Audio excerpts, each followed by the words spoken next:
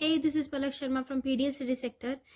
अब हमारा सबसे पहला टॉपिक है इस वीडियो के अंदर कि कौन कौन से ऐसे प्रोडक्ट्स आते हैं जो कि जीएसटी के अंदर आते नहीं हैं। मतलब ऐसे कौन कौन से प्रोडक्ट्स हैं जिन्हें जीएसटी अपने अंदर नहीं लेके आता। तो जो जीएसटी है ना, वो ऑलमोस्ट सारे के सारे प्रोडक्ट्स के ऊपर यूज़ होता है, ठीक है। और चाहे कोई भी पॉलिटिकल एस्पेक्ट्स हो, उनसे रिलेटेड कुछ भी प्रॉब्लम्स हो, तो वो देख के जीएसटी अपने अंडर ले लेता है या फिर नहीं लेता। तो कौन कौन से ऐसे प्रोडक्ट्स हैं जो जीएसटी के अंदर नहीं आते। तो सबसे पहला प्रोडक्ट वो है alcoholic products. Alcoholic products, beverages बोले तो, ठीक है। अल्कोहलिक प्रोडक्ट्स जो है इनको संभालता है स्टेट गवर्नमेंट, ठीक है। हर स्टेट का अपना अपना गवर्नमेंट उसे संभालता है। इसके अंदर जैसे मैन्युफैक्चरिंग के टाइम पे अल्कोहलिक बीवरेजेस या अल्कोहलिक प्रोडक्ट्स को मैन्युफैक्चर करते हुए लगती है एक्साइज ड्यूटी, ठीक है। सेल करने के टाइम पे लग जाता है वैट, ठीक है। क्या है, अल्कोहलिक प्रोडक्ट्स है स्टेट गवर्नमेंट संभालती है, मैन्युफैक्चरिंग के टाइम पे एक्साइज ड्यूटी और सेल के टाइम पे वैट, ठीक है। नेक्स्ट है हमारा जोन सा प्रोडक्ट, वो प्रोडक्ट जो कि जीएसटी के स्कोप में नहीं आता, वो है पेट्रोलियम प्रोडक्ट्स। पेट्रोलियम प्रोडक्ट्स भी जीएसटी के अंदर कवर नहीं होते। इन्हें फिर कौन संभालता है, स्टेट के अंडर आते हैं ये सारे के सारे। सेल के टाइम पे लग जाएगा सेल्स टैक्स, ठीक है। और इसके अंदर लगेगा सेंट्रल एक्साइज ड्यूटी, मैन्युफैक्चर करते हुए सेंट्रल एक्साइज ड्यूटी मैन्युफैक्चरिंग के टाइम पे, ठीक है। पेट्रोलियम प्रोडक्ट्स के अंदर कौन कौन सी चीजें आती है, जैसे क्रूड पेट्रोलियम आ गया, diesel, natural gas, petrol. Crude petroleum, natural gas, diesel और पेट्रोल, ठीक है, पेट्रोलियम प्रोडक्ट्स के अंदर। थर्ड ऐसी चीज जो कि नहीं आती इसके अंदर वो है टबैको। टबैको या टबैको के प्रोडक्ट्स जो भी हैं, ठीक है। तो ये जो है ये सेंट्रलाइज्ड है, ठीक है, सेंट्रलाइज्ड चीज है। और इसके अंदर क्या होता है कि वो लगता है सेंट्रलाइज्ड एक्साइज ड्यूटी लगता है। मतलब मैन्युफैक्चर के टाइम पे तो एक्साइज ड्यूटी लगेगा, पर सेल करने के टाइम पे इस पे जीएसटी लगेगा। इसमें सेंट्रलाइज्ड एक्साइज ड्यूटी और जीएसटी लगता है। और लास्ट ऐसी चीज जो कि जीएसटी के स्कोप के बाहर है वो है इंटरटेनमेंट, ठीक है। इंटरटेनमेंट, इंटरटेनमेंट जो है इसे संभालते हैं पंचायत, रीजनल काउंसिल, म्यूनिसिपैलिटी और district council. Panchayat, regional council, district council और म्यूनिसिपैलिटी। डिस्ट्रिक्ट काउंसिल जो है वो मोस्टली ट्राइबल एरियाज वाले में ही होता है। ट्राइबल एरियाज जैसे कि असम, मेघालय, त्रिपुरा और मिजोरम, ठीक है। Panchayat, regional council, district council और म्यूनिसिपैलिटी। तो कौन कौन से प्रोडक्ट्स है जो कि जीएसटी के स्कोप से बाहर है। पहला तो है अल्कोहलिक प्रोडक्ट्स, जिससे कि मैन्युफैक्चरिंग में एक्साइज ड्यूटी, सेल्स में वैट। पेट्रोलियम प्रोडक्ट्स, सेल में सेल्स टैक्स और ऐसे central excise duty. Tobacco centralised है, सेंट्रल एक्साइज ड्यूटी और जीएसटी लगता है। और इंटरटेनमेंट में panchayat, regional council, district council और म्यूनिसिपैलिटी संभालती है, ठीक है। सो हमारा नेक्स्ट टॉपिक है अब इस वीडियो का, GST is based upon consumption and destination. मतलब कि जीएसटी जो है वो जैसे स्टेट से स्टेट में जा रहा है, तो जिस स्टेट में वो पहुंच रहा है, जहाँ पे वो फाइनली कंज्यूम हो रहा है प्रोडक्ट या सर्विस उसे मिल रही है फाइनली, वहाँ पे टैक्स जो है वो पे होगा, ठीक है, ठीक है। क्या है कि tax will be paid in the state in which goods are finally consumed. Destination principle क्या होता है बेसिकली,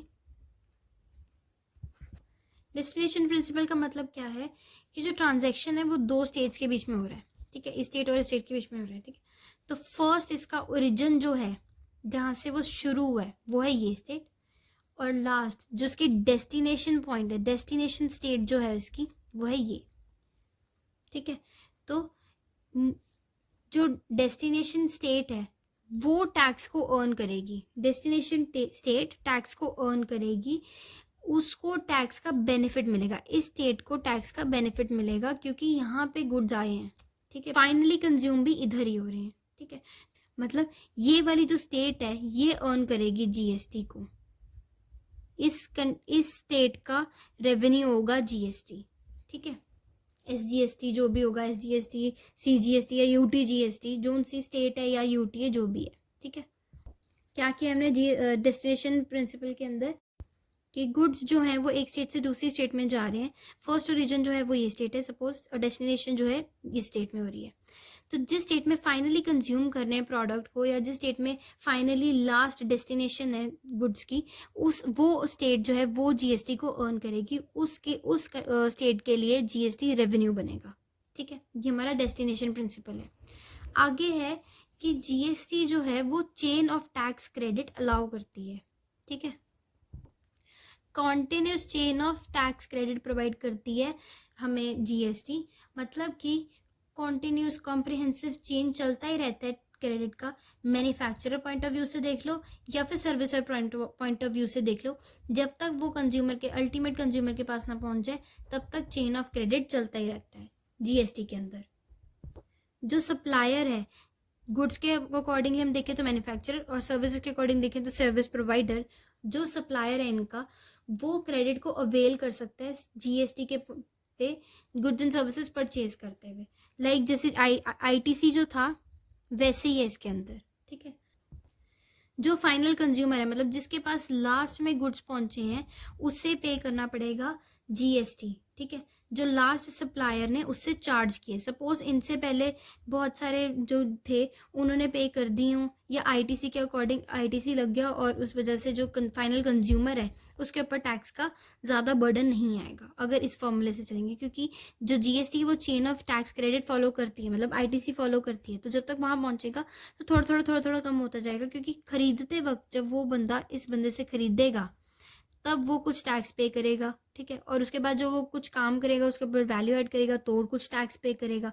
तो input tax output tax minus input tax करके आगे आगे चलते जाएंगे, आईटीसी फॉलो करते जाएंगे, और सप्लायर जो है लास्ट फाइनल कंज्यूमर जो है वो जीएसटी पे करेगा। ठीक है, तो ये है हमारा consumption and destination based GST का मतलब। अब हमारा है नेक्स्ट टॉपिक जो कि हम कवर करेंगे इसी वीडियो के अंदर, वो है dual GST structure. Dual GST structure मतलब कि जो गुड्स एंड सर्विसेज हैं उनके ऊपर ये जीएसटी जो है वो अलग अलग टाइप से लगता है, जैसे इंटरस्टेट सप्लाईज और इंट्रास्टेट सप्लाईज। ये हम ऑलरेडी कर चुके हैं, बस इसका जो हेडिंग है, जिसका स्टार्टिंग है, वो थोड़ा सा डिफरेंट हो रहा है। जैसे इंटरस्टेट सप्लाईज में होता है और इंट्रास्टेट में क्या होता है कि जैसे अगर स्टेट में हो रहा है तो सीजीएसटी प्लस एसजीएसटी लगेगा, अगर यूटी में हो रहा है तो सीजीएसटी प्लस यूटी जीएसटी लगेगा उस सप्लाई के ऊपर। और इंट्रास्टेट के अंदर इसमें फिर से वही हो गया, ये इंट्रास्टेट है, ये इंटरस्टेट है, मैंने उल्टा लिख दिया, इंटरस्टेट के अंदर हमारा लगेगा आईजीएसटी। इंट्रास्टेट में अगर स्टेट के अंदर हो रहा है तो सीजीएसटी प्लस एसजीएसटी, अगर यूटी में हो रहा है तो सीजीएसटी प्लस यूटी जीएसटी, और इंटरस्टेट के अंदर सिर्फ आईजीएसटी लगेगा, चाहे यूटी में हो चाहे स्टेट में हो।